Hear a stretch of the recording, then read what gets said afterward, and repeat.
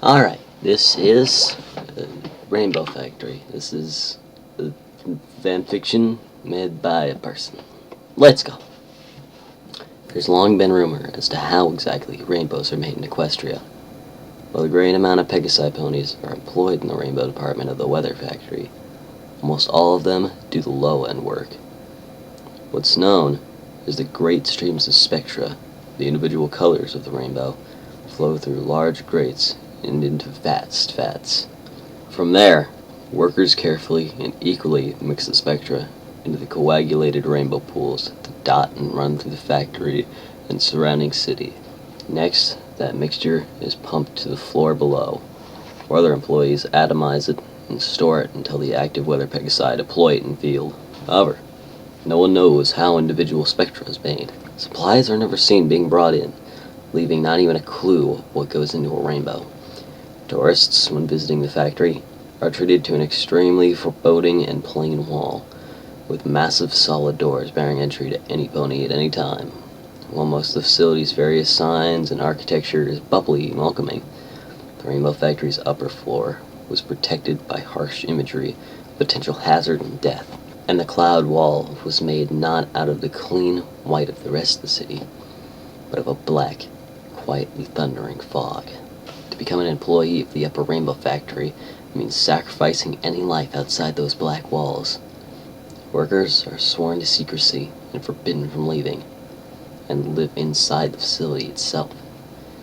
Those few who ever managed to make it out not in a body bag were twisted and disturbed, too damaged to ever bring themselves to talk about it.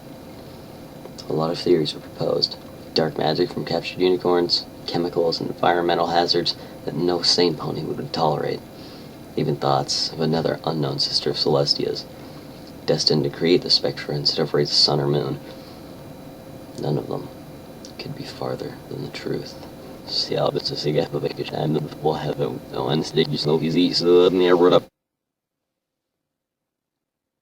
Come on, Orion. We're gonna be late for our final test, Scootaloo called to a friend of hers. She was older now, in her last year of flight school. She, like all other Pegasus in the school, was terribly nervous of the final test. Those that passed were granted freedom into the world to find their cutie marks if they haven't yet, and become working ponies. A little known, or at least little thought about fact, was with what happened to the fillies that failed their tests.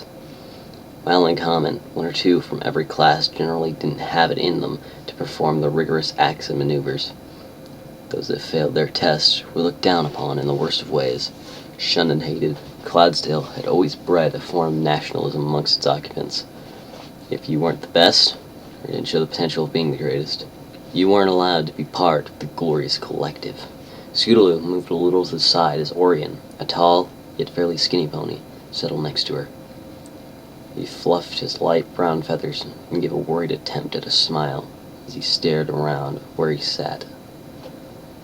They were sitting in a large open waiting room overlooking the Colosseum, with all the other graduating Pegasi. Just visible in the distance was the factory. Orion glanced at it and gulped. "What's the matter, Orion? You afraid of getting a dead-end job with the snow line?" Orion chuckled a bit, then closed his eyes and sighed. "No, it's just... I don't know. I don't think I can do this. What if I fail?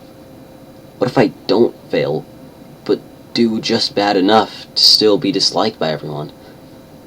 I don't know if I could take being deported. Where do we even go anyway?" Scootaloo gave Orion a friendly punch. "No one knows, you dolt. And we're not going to fail. Everyone here is going to be fine. I know I will at least pass," she laughed. "Thanks to the tips from Rainbow Dash, I'm sure to be fine." "Oh yeah, sure, that reassures me.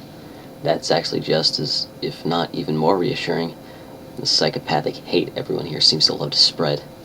"Quit panicking, Scaredy Wings," Scootaloo replied.